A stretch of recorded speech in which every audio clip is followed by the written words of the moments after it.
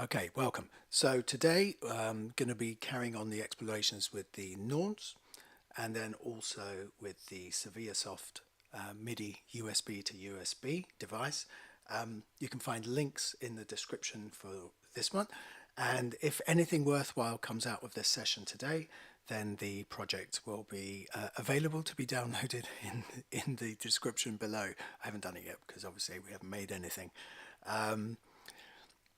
The thing to sort of get here is that today's sort of purpose is to take the track that's labeled to Norns, so that's communication from Ableton to the Norns, and we're going to look at using some of the CV type modulation tools to modulate the Norns. So we're going to be looking at the parameter mapping and so on, and MIDI note numbers and whatever else. We're going to sort of see how those kind of map out in this little session. So first of all, the thing to realize here is that in this channel here, to Norns, so we're sending from Ableton. I don't use a MIDI keyboard, by the way. I use my QWERTY keyboard. So yeah, and you can see from this icon that's just up here, well, you can't actually see it. So let me just show you the, let me get rid of the overhead cam.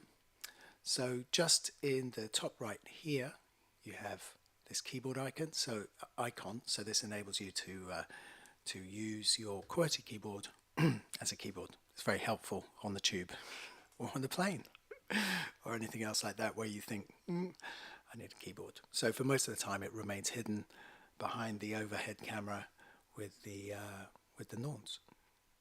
So the sound that I'm using at the moment is this one. Now this patch is called Passersby on the Norns. So the Norns is it's a kind of it's a computer essentially. I mean, this is a Shield and it's basically a Raspberry Pi. I think it's a 3 or 4.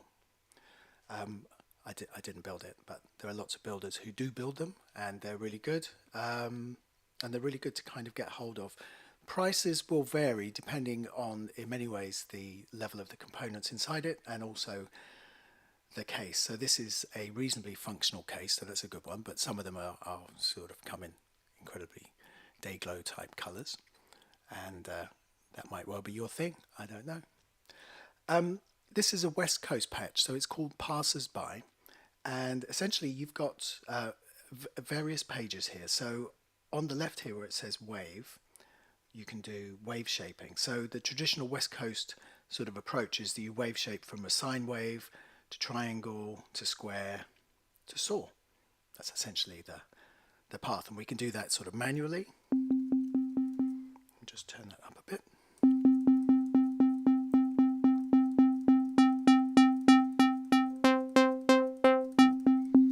So you get timbre modification via wave shaping, and then you also have wave folding, where the wave folds in on itself, so it's kind of like clipping. So rather than chopping off the clipped portion, it folds down, which you can see in the graphic there. Sort of turns into something that looks occasionally like Batman.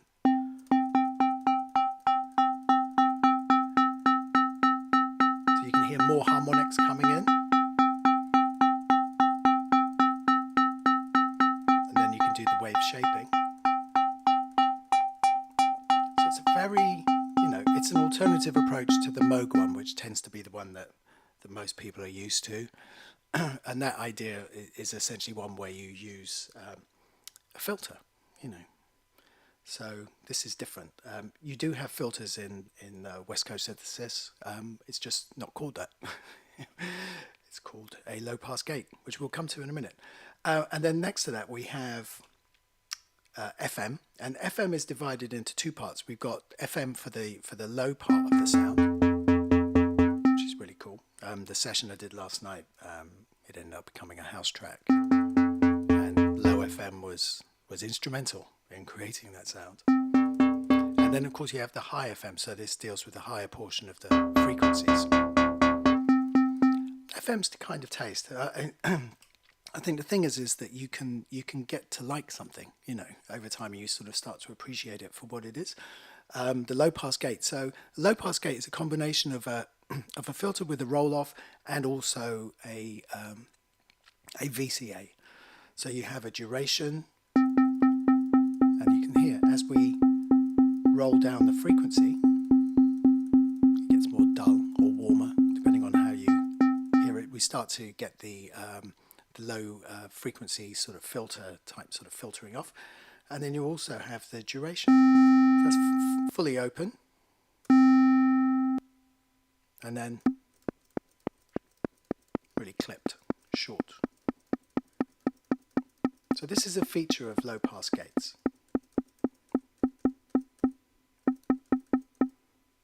So you can hear that. So open that back up. Reverb, again, I've kind of turned the reverb down on this because reverb tends to be quite sort of overwhelming, and when you start up the patch, you can hear it. You can be sort of quite extreme with that. Then we have a low frequency oscillator for modulation. We've got different shapes. So you've got triangle, ramp up, you have square, and then you have random. And then to the right encoder essentially does speed, right? So there we have that. So it's quite nice to sort of have a low cycling LFO, you know, changing over time. I mean, the fast ones can get up into the audio rate modulation if that's something you're interested in. But for the LFO to work, it's got to be assigned to a parameter, which is on the next page here. So let's assign the LFO to shape. You can hear that. Let's do the FM's low. Let me just bring down the wave folding. So you can see the wave being modulated by the LFO. You see it from the graphic. So let's go back to the speed. Let's bring the shape down. And let's make it faster first of all. You can hear that wobble, and then slowly take that wobble out. So there we go. Let's do the folding. You can hear that kind of cycling and clicking in. And then of course we can do the same with the FM and whatever else we sort of want to do. So we can do that. And then the last page is basically the throw of a dice to come up with a random sound. They can be good, they can be bad. Who knows until you throw the dice. And then we have drift, which I kind of I see as akin to kind of sort of like oscillator kind of sync, those sorts of things. So they can you know, if we're using the different both the audio sort of oscillators that you're listening to, the VCOs, and also the LFOs, they all sort of start to drift from each other and all the different parameters so that they don't all feel like they're all regimented and all together. That's essentially what it is. I mean, the Sevilla Soft, which is down here, the blue device, enables a host-to-host communication because both Ableton, the computer, and also the Norns are capable of being controllers. So we could just as much send data from the Norns to Ableton as vice versa and have it controlling. So that's really sort of the idea.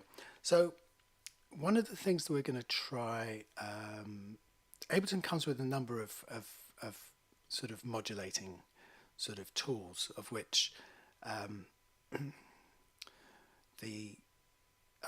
yesterday we used the mono sequencer.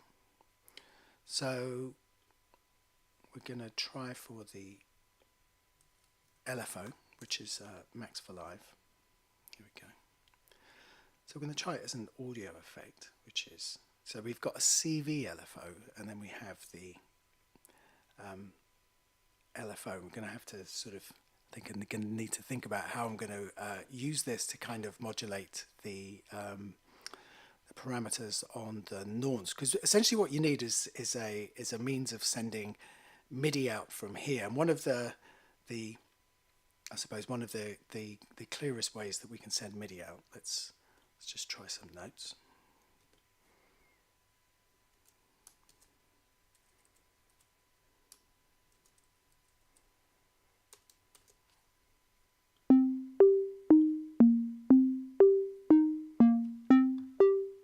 that's what we have now. So that's the sequence we're going to sort of leave running.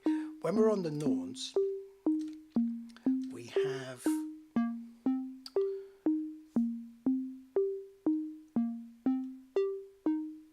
where's the edit window? We have an edit window. Let me go back up again. So I keep moving out of it. Forgive me. Sorry.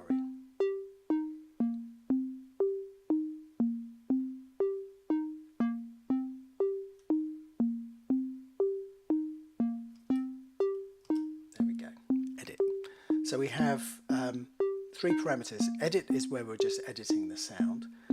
Preset means preset, so we can save something that we've done or we've made. And then map means that we can map MIDI data or control values to particular elements. And if you look at here, we can address the MIDI device. So the MIDI control need not necessarily come from Ableton. It could come from somewhere else. Sorry, just fiddling around under my table. So like something like this, which is a MIDI fader bank, can then be used to sort of send sort of control changes over MIDI. It's got USB. Trying to find my USB. There we are. There's the camera. USB cable. So you can use that to send control messages, and again that's a DIY build, so you can download the or you can look up the information. You can download the build specs, or you can like me find someone who builds them and just buy one when they've built it, you know.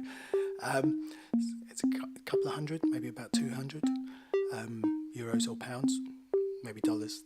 They tend to be sort of quite flat in terms of costs. Anyway, that's by the by. So we have the ability to kind of address the MIDI device. You can see this is where we are here. So we've got, when we press that key, if we were going to address the MIDI device, we can learn. And you can put it into learning, which means that then it picks up any incoming MIDI data on a particular control, like CC or a MIDI channel, picks it up and then applies it. And then, of course, we can also come out of it again. And we can clear it, whatever the assignment is. As you can see, this is where we return to that. So let's take something like wave shape. So if we wanted wave shape, so looking at opening up the automation envelope page, we can take any number of MIDI parameters here and assign them to modulate the Norns. So let's say we take controller 30, just that one there.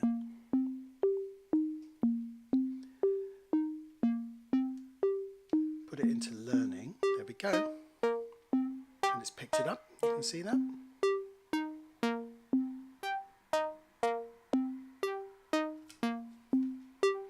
So now that's running. So now we can automate that. We can clear the envelope there. One of the things we can do is sort of do the stepped kind of data.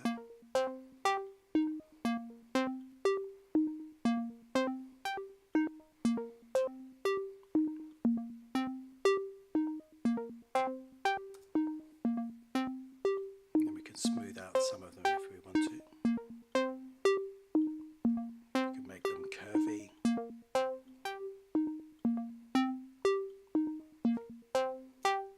Let's make that one. It's not one of those things that you can, it's not one of those parameters that you can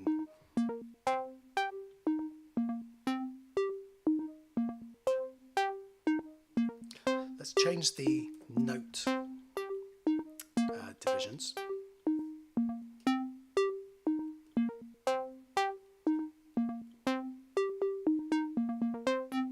Because that way we'll hear the changes a little bit. Now we can hear them all.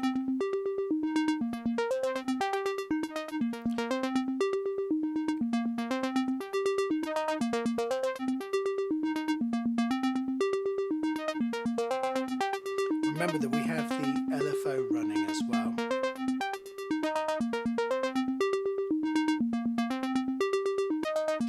So let's try folds. So again, likewise, we find another MIDI controller. Let's use the one next door, 31. Put it into learn.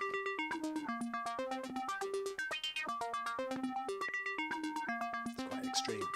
So what you also have is that you can set the incoming values 0 to 127, right, which is what we've got. But then you can also then scale the outputs as well. You can increase them. Or if we wanted to scale the MIDI and go, we only want to receive this amount of the data and ignore the rest. So we can do that. If a parameter goes a little bit sort of haywire.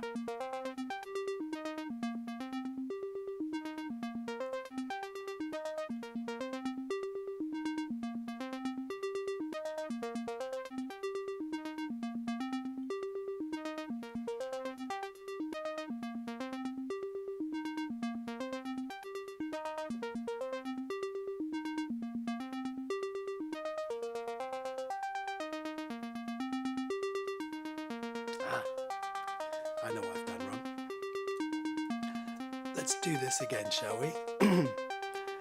The problem about MIDI data, right, when you're doing like MIDI assignments, is that they need to be exclusive, which means that you should only see one data item at a time. And of course, I've still got number 30 running at the same time. So what I have to do is kind of either clear number 30, or if I like the pattern of number 30, create a new clip, and I used clear this envelope, and that way we can do number 31 because basically it's seeing number 30 and number 31 at the same time, and then whichever one gets to the port first is the one that ends up being the controller that's used. Let's get rid of 31 from there. So basically our plan from the get-go is kind of, the wheels have fallen off already. So there we go. So let's do, first of all,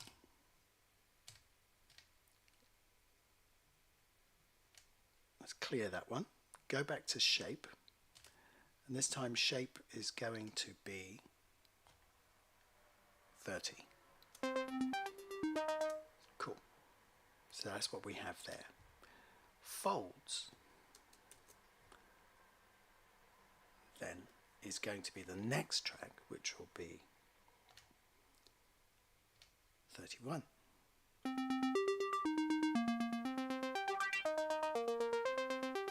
Now that sounds like wave folding to me, right? So now that we've established that, we can then make something with number 31.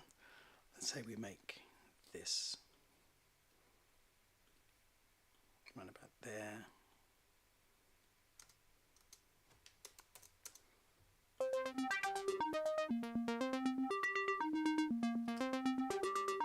And we can see in the readout that we've got 30 and 31. And we can still go back in there and we can scale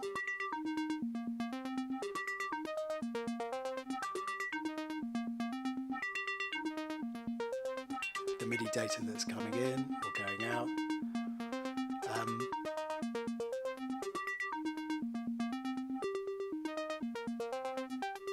Make it a negative number, positive number, da-da-da, right? So we can constrain the output. We can constrain on the input. So you can make it so that it only takes action between a more narrow range and ignores all other values that are either below 66 or above 92. But the thing is that if you did do that, you'd have to remember that when you wonder why it's not working, that you've actually, constrained the output, right? It's a nice, that is a really good addition. You kind of wish that it had always been that way.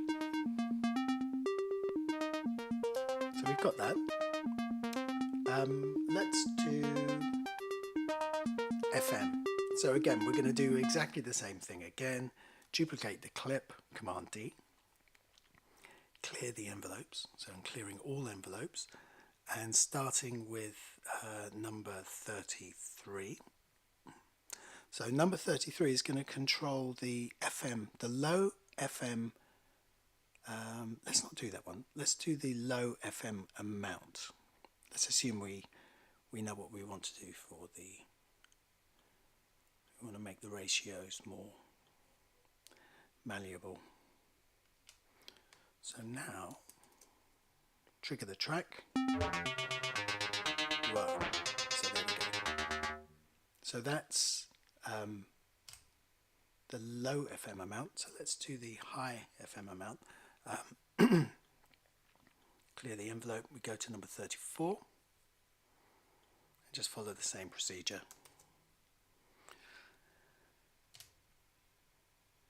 Put it into learning.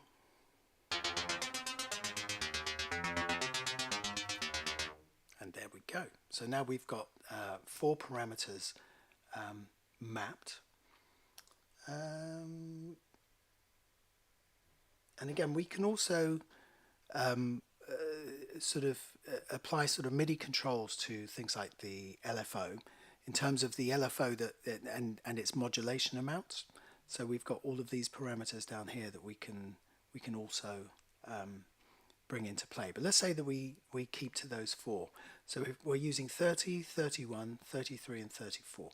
So 30 does wave shape, 31 does wave folding, 33 does the low amount for FM, and 34 does the high amount for FM. Cool. Let's change what we're using to the mono sequencer. Let's continue to use that. Got a cup of tea.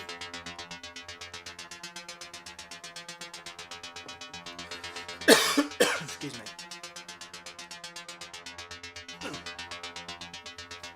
So the mono sequencer is a 16-step sequencer. You can also make it many more steps. You can make it 64 if you want to. 16 is fine. I mean, sometimes I find myself most of the time using less than that.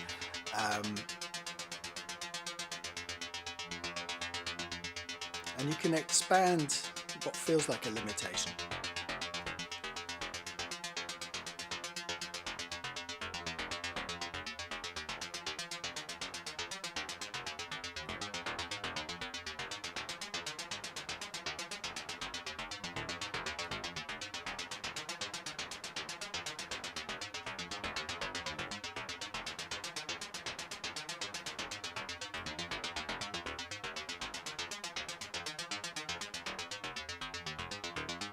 Slowing down the LFO.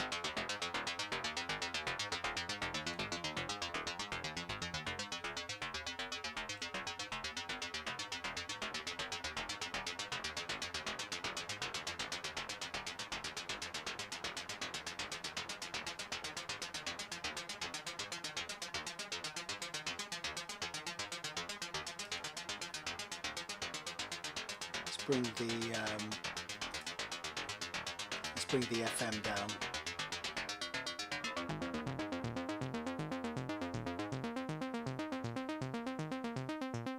So that's without the FM.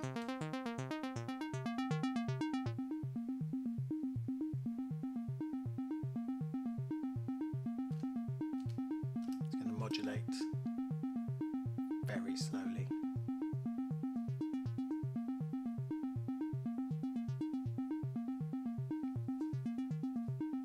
So we can hear that. Just hear it, just picking up a little bit.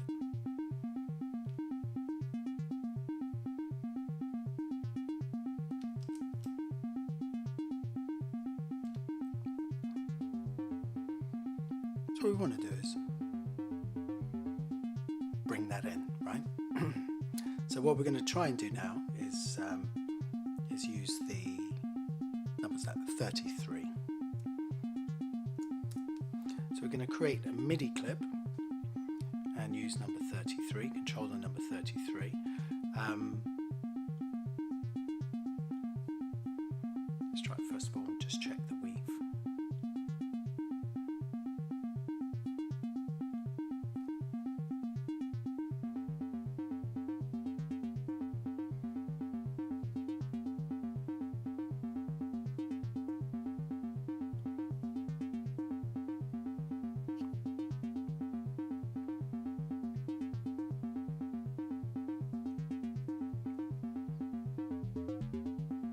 I think the mono sequencer is a pass-through device.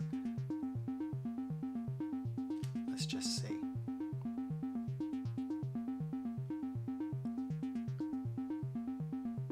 The amount is 33, that's what we've got here.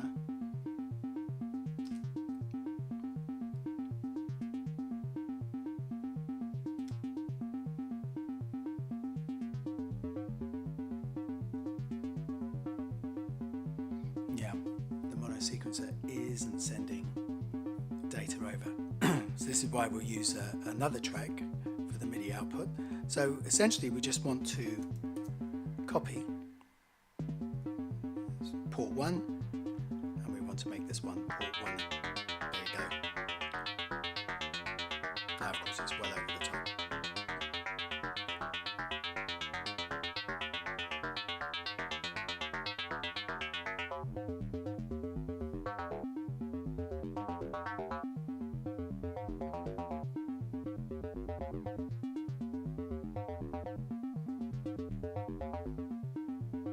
We can see it on the graphic.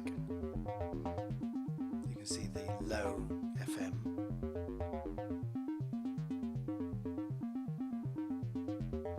We can make it a less linear rise by just shaping the envelope a bit more. So you hold down Alt, so you get to within the line where it turns blue. And you can see the way the cursor icon has changed to an arrow with a curve next to it, and then you can pull that.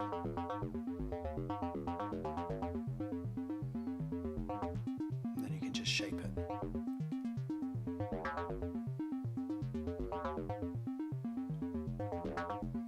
So we might like the growl, and then we want to kind of come off it really quickly.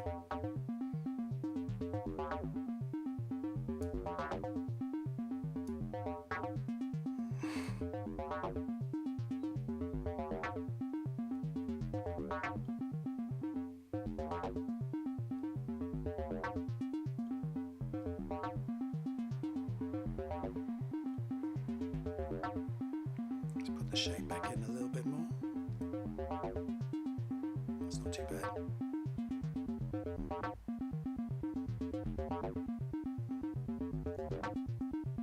So much shorter. Give it a bit more of a runoff. Try it somewhere else.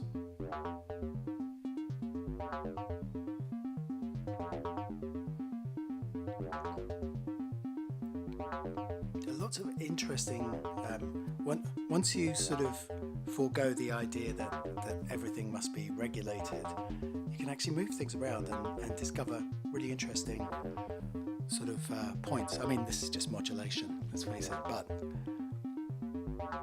it's still the same musical part, but the overall effect of listening to it is very different because of the position of the modulation curves. Change the amounts. Increase.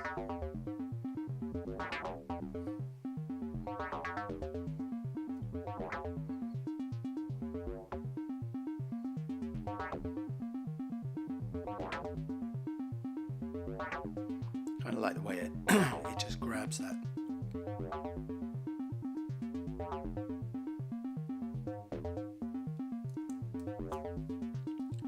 Take the duration variation down a bit. Sometimes instead of adjusting 16 levels, I tend to just loop one and then everything has the same level. But most of the time it's the low pass gate that it's using here.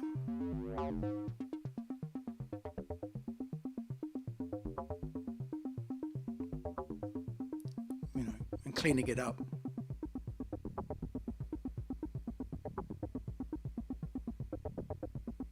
It's gone quite wild. Sometimes I forget to press sync, and sync means that it will stay in sync with the transport, right?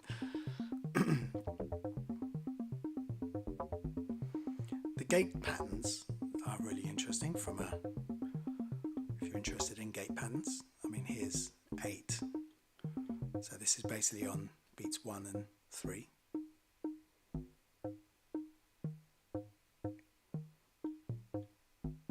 Two together at the end.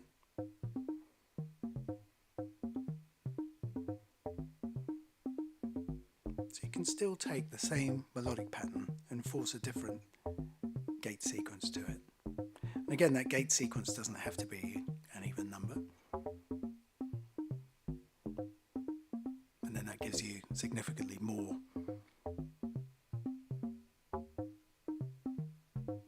variations, right?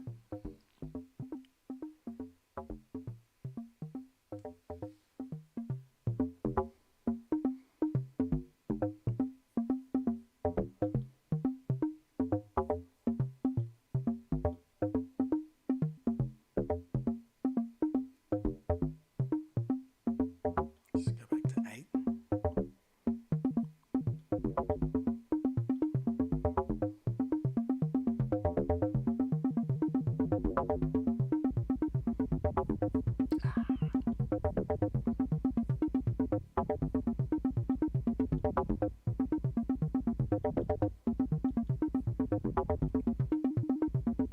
Sync keeps going. I turned it off again, didn't I? So sometimes this is set to, let's just change. So that's the transpose there. And sometimes when you use when you have it on the key, you can transpose the sequence. So that's up to upper fourth, up to F, back down to C, B flat, G. You can see down here in the transpose window, you can see where we're moving from, from 0. So that's the C.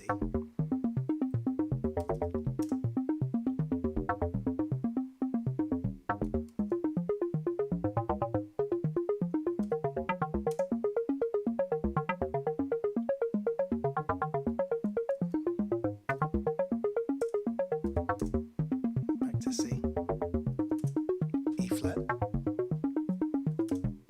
D flat.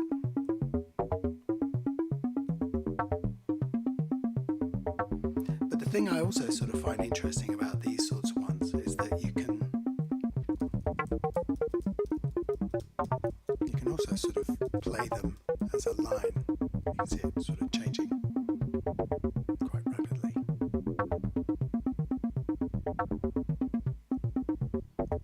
Cool. So there are, whilst we didn't kind of get where I thought we would get to with the MIDI tools, first of all, we can use other channels to send them out, especially where some devices, and this is not necessarily just because of Ableton or Max for Live devices, but we'll also find it with MIDI, like VST devices as well, that they are not pass-through devices. So MIDI will not pass through them. They don't hand them over to the next device. So we need to be really careful. You need to be sort of mindful of that. Now there is a MIDI expression tool. I think it's in here.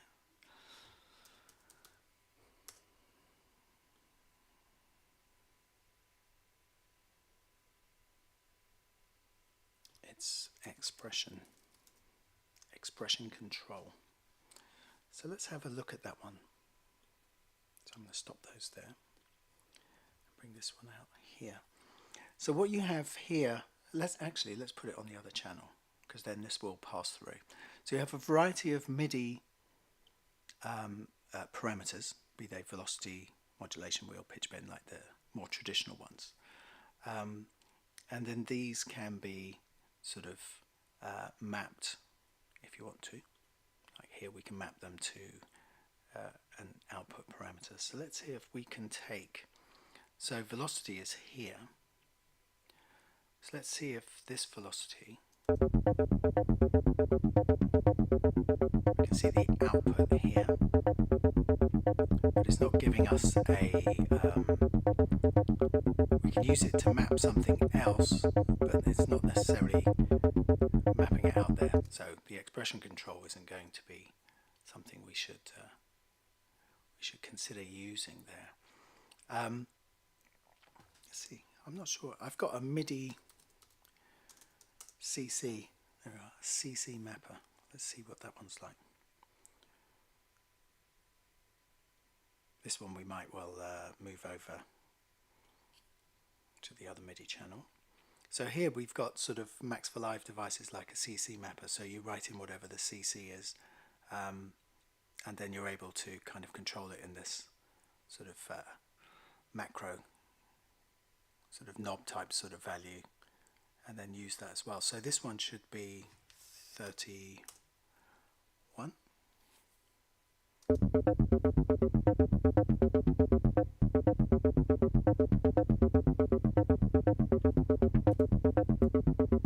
try 33.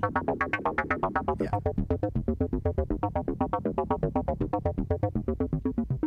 So rather than necessarily mapping a parameter, we might want to map a knob, especially if you're using things like push or something like that.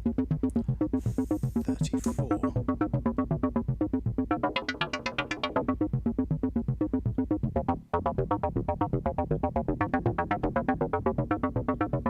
Cool.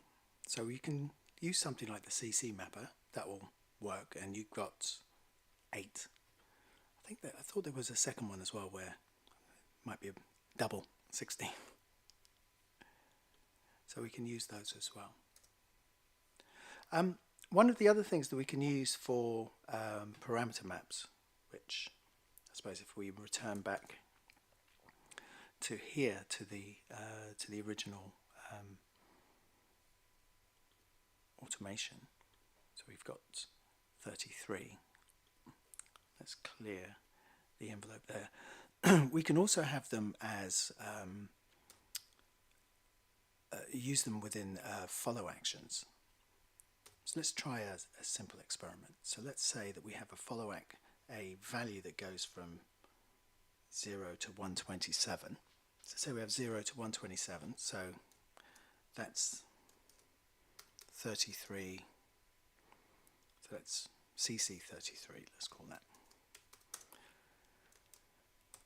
We duplicate this and then we call this CC34.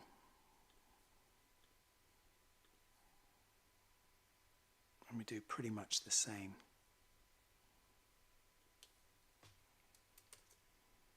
So that one. So that's Command R for rename. So we can have those. We also had, let's move these two down. Let's keep them in order.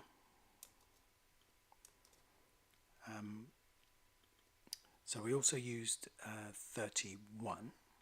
So let's clear this envelope. So right click in the window, clear envelope. So we had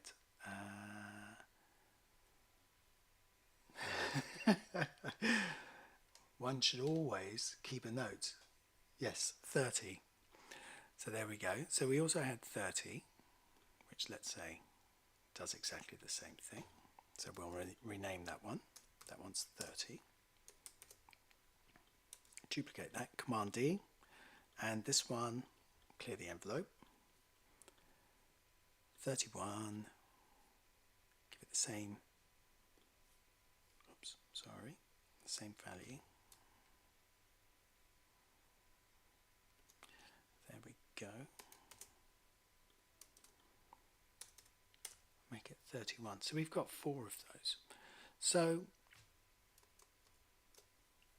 we open up the launch window, which is here with this L. We uncover it, the launch window, and select all of the files that you want to sort of work together. So what I'd like to do is have them running in, let's say we have them running in 16th notes. So this 1 at the very end here is 16th. So 1/16, 2/16 would be 8th notes, 3/16 would be a dotted 8th note, and then we find ourselves with 1/4 note and so on. So let's say we have, let's have 1/4 note, which is that one. And the instruction we're going to do is any. So the instruction for any means that it will play anything that's in a row. So sometimes it can play itself, and other times it might move to a new sort of clip.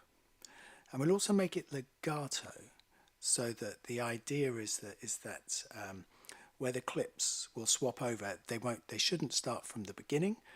They'll start wherever you were in the point. So because we've got 1 bar, so let's just see that.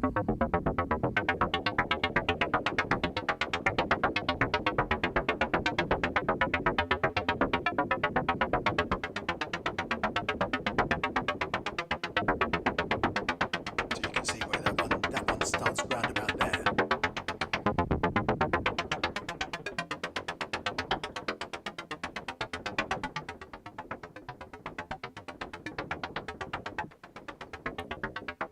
Quite wild, because obviously these are sort of quite extreme sort of modulations. So once you've kind of got that, you might want to convert this into something using the pencil tool. Let's say that we want, I mean, I have no idea, right? One of the things that I do, you know, if you want to test whether something's good whilst you're in the follow actions, if you separate the group, you'll be able to just hear what this one sounds like. You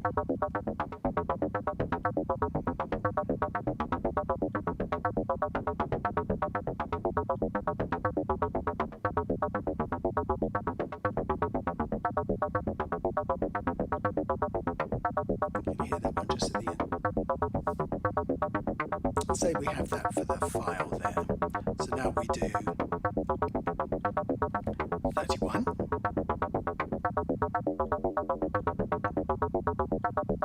So again, we clear the envelopes.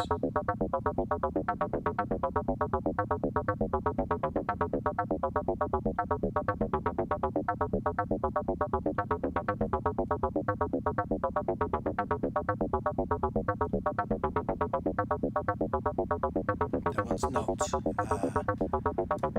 reacting perhaps as strongly as we'd like, so we can go back into the Norns.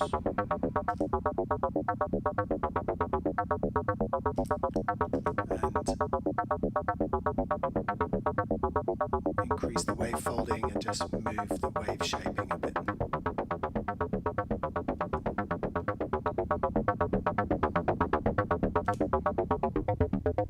Let me bring the FM down.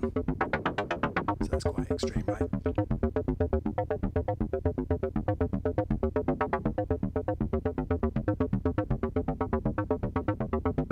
Cool.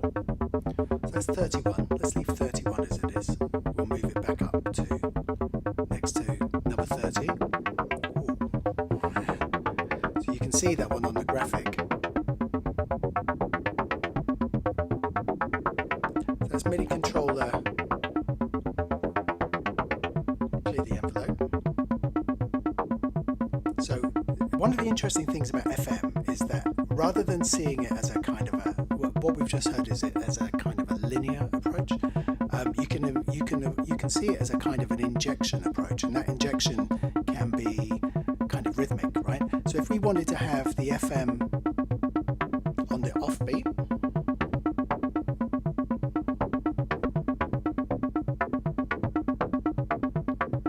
right, you can simulate a different kind of rhythm.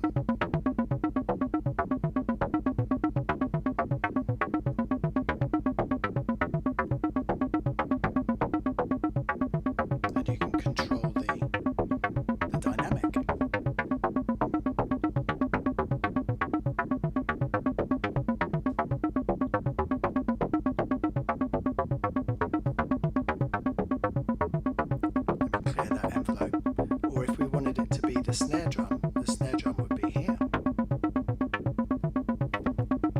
Let me put a kick drum in, sometimes it helps.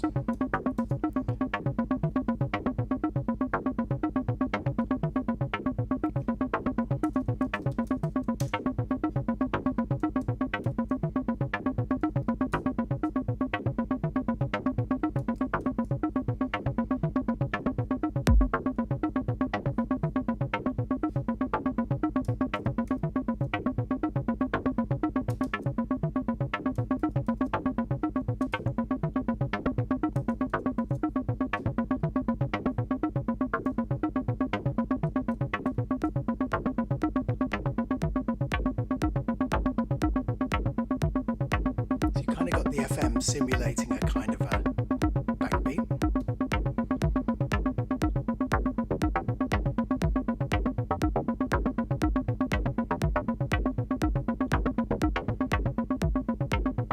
So you know, in all of these sorts of modulations, they don't necessarily have to be linear, and they don't have to just even be bursts. They can actually be have a kind of a rhythmic orientation to them as well.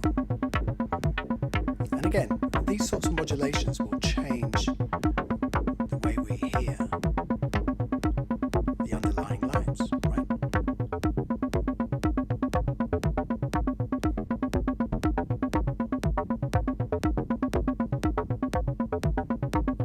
Let's say we're happy with that one, right? So now we got the last one, 34.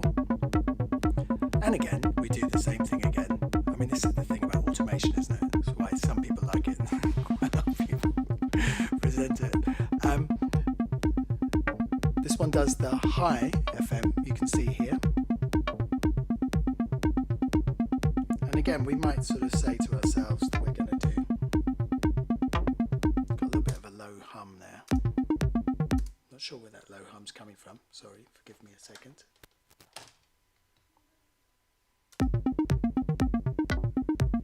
Maybe it's one of my synth voices. Maybe it's something I've not cleaned up. So here it's just on 4.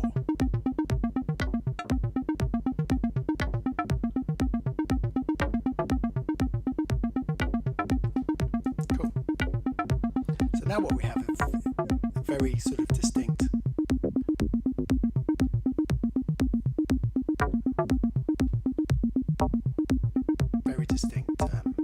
modulations.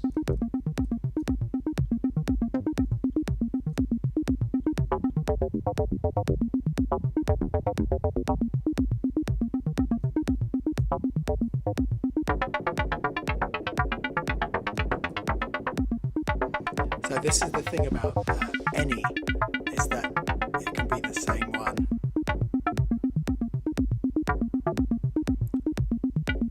It's quite a nice one.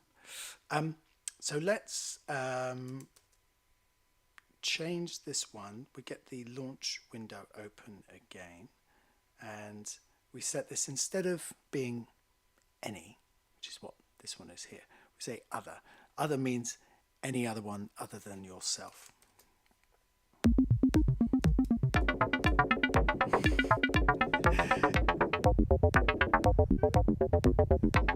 It's quite over the top in places.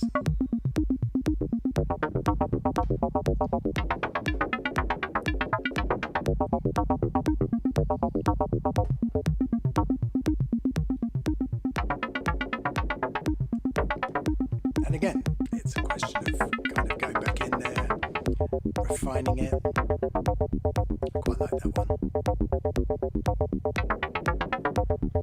Let's do 33 again.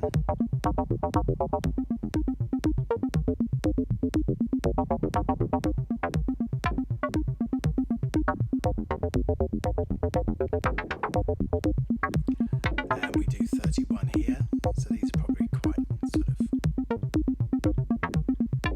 over the top.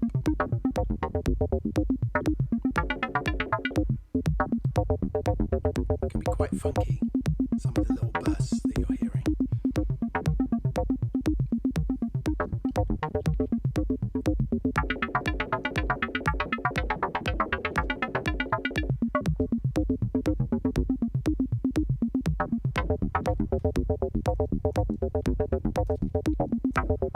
I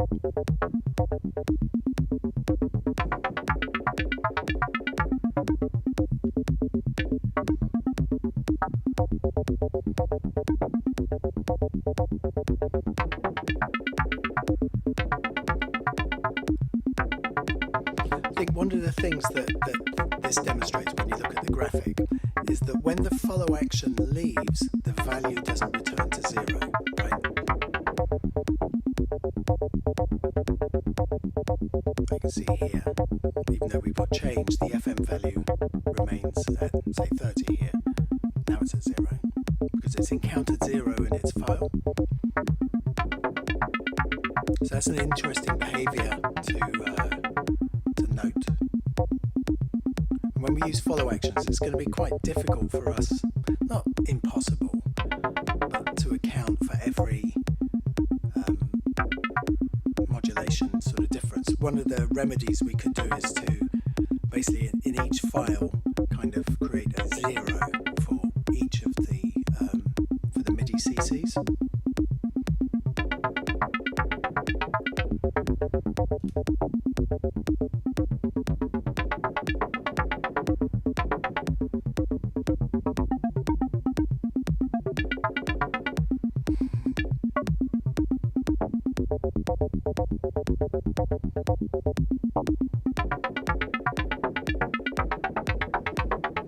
So the injection principle is actually a really good one in terms of like using your FM, and we can do similar things with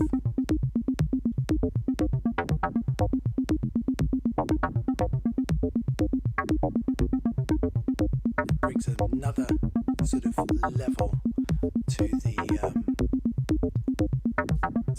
melodic part. And again, you know, you can shorten the length of the clip so that they're cyclically they will start to phase against each other.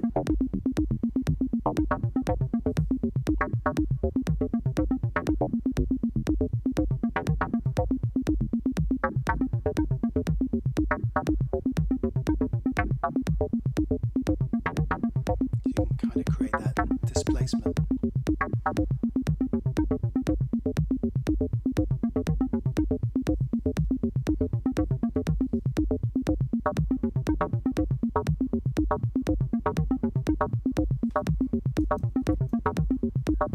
That's a good one.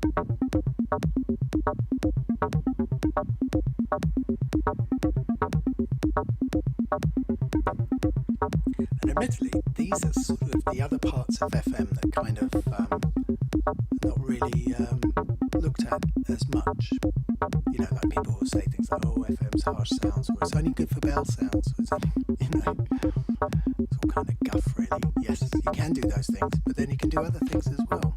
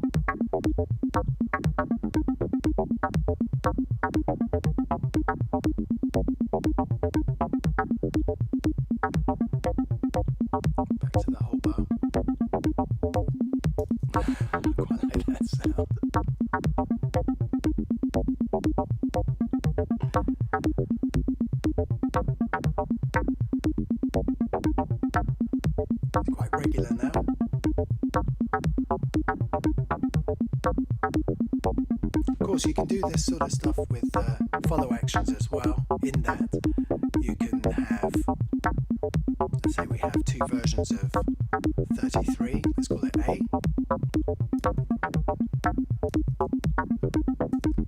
B, and say that 1, or they each have different lengths. And again, that will result in another set of variations.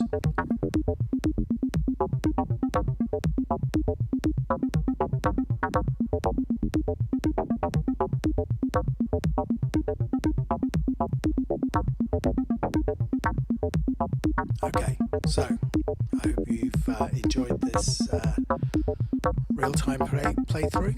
It's some parts went better than others. I don't think there's much of a project to kind of download at the end of this. Having said at the beginning, let's see where we go to.